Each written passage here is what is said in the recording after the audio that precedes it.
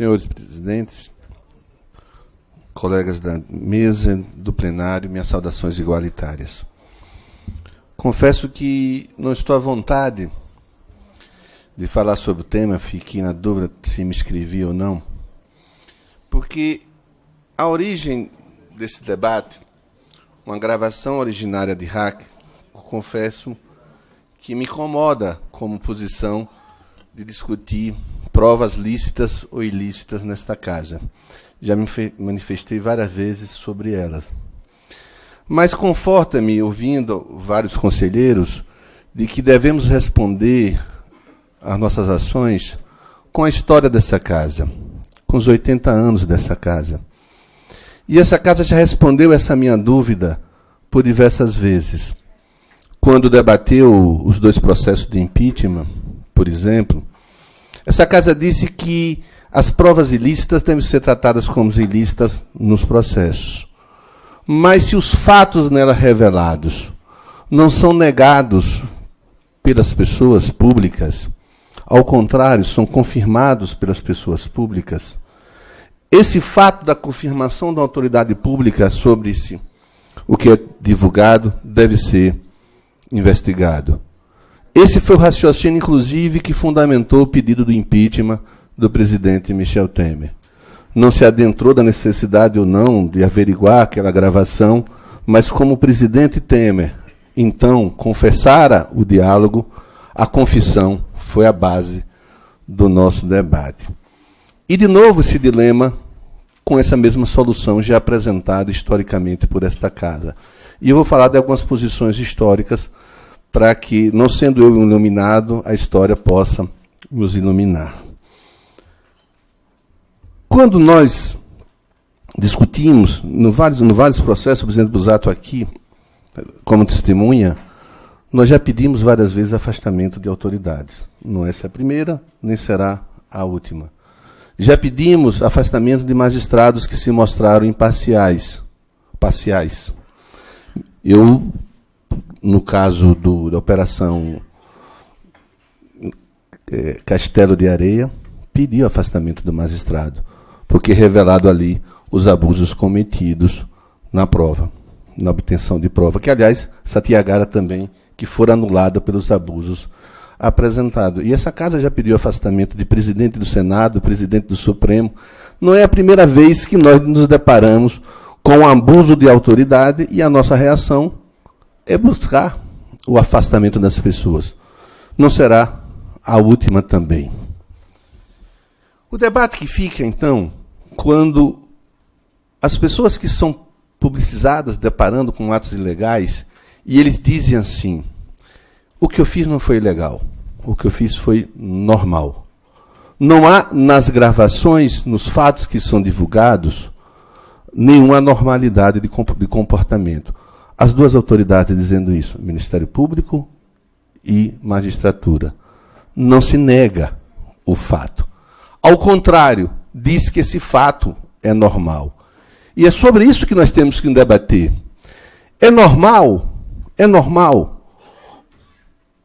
o Ministério Público pedir ao juiz que prenda uma testemunha que fora solta pelo Supremo para que possa ter uma delação premiada, favorecendo a sua tese? E assim é feito. É normal um juiz pedir ao Ministério Público que afaste uma procuradora porque não sabe perguntar, e não sabendo perguntar poderá causar benefício ou malefício ao processo segundo a sua própria ótica? É normal um magistrado pedir ao Ministério Público que faça diligências que ele mesmo vai julgar? Ande adiante e ele mesmo vai julgar o que ele pede que se faça. É normal ao magistrado passar documentos secretos para acusação de processos que ele vai julgar? Esse é o conceito de normalidade que nós temos de um processo? Se nós dissermos que sim e respondermos que é normal, fiquemos em silêncio. É normal.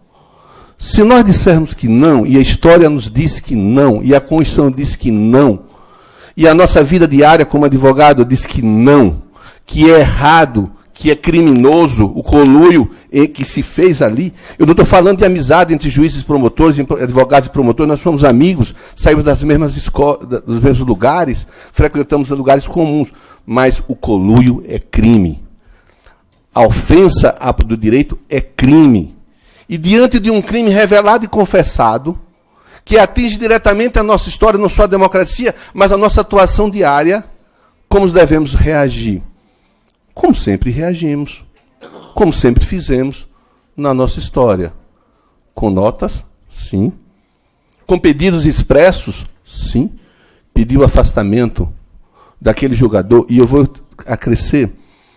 Quando ele assume o Ministério da Justiça, ele disse que assumiu para fazer do Ministério da Justiça uma lava-jato de âmbito nacional. Ora, se ele diz que a lava-jato interna é normal praticar ilícito, imagine a lava-jato nacional, que ele diz que comanda no Ministério da Justiça.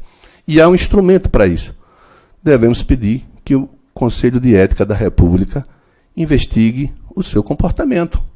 Se ele, enquanto ministro da Justiça, está dando prática o que ele disse que ia fazer, transformar esses ilícitos confessados em uma forma de governo. Devemos pedir, sim, que o Conselho de Ética da República analise o seu ministro da Justiça. Acho que é o nome formal que se diz. Irmos também ao Conselho Nacional do Ministério Público, como os próprios colegas deles estão fazendo, para que se investigue. E lembrando o que essa casa diz, e que eu já ouvi diversas vezes deles próprios, de que investigar não é acusar. Investigar é oportunizar a defesa. Ora, vamos a esses lugares oportunizando o direito de defesa deles. Que eles digam que é normal, que eles comprovem a normalidade do conluio ali prova e que nós estamos enganados. Aliás, os acusadores, nós garantimos o direito de defesa para que eles assim exerçam. Mas a revelação que nos faz nos deixa com essa responsabilidade na mão. E eu quero crer, pelos posicionamentos que se fez e pelos posicionamentos que o presidente Felipe Santa Cruz tem exercido desde que assumiu o mandato, de que a defesa não é, nunca será, numa democracia, menor do que a acusação. Que o nosso papel no processo não é de bobo da corte, em que se homologa ou se não sabe o que está fazendo do outro lado. Nós somos administradores da corte, administradores da justiça, mas não somos bobo da corte, em que a acusação e o julgador, de forma prévia, escondida, rasteira, diz o que vai ser produzido. Nós não podemos transformar essa prática, como aqui diz, um farol a ser seguido pelos outros. Não cabe para a advocacia, que compreendeu desde cedo que não é profissão para covarde. E o medo de parecer impopular nos detém na nossa missão. Não devemos ter medo da opinião pública, da opinião publicada, porque a nossa missão é muito maior que essa. Como diz a nossa história, nosso artigo 44 e a Constituição, a nos mencionar por diversas vezes. Nós somos responsáveis pela preservação do Estado Democrático de Direito, clara e confessadamente ferido nesse episódio lamentável.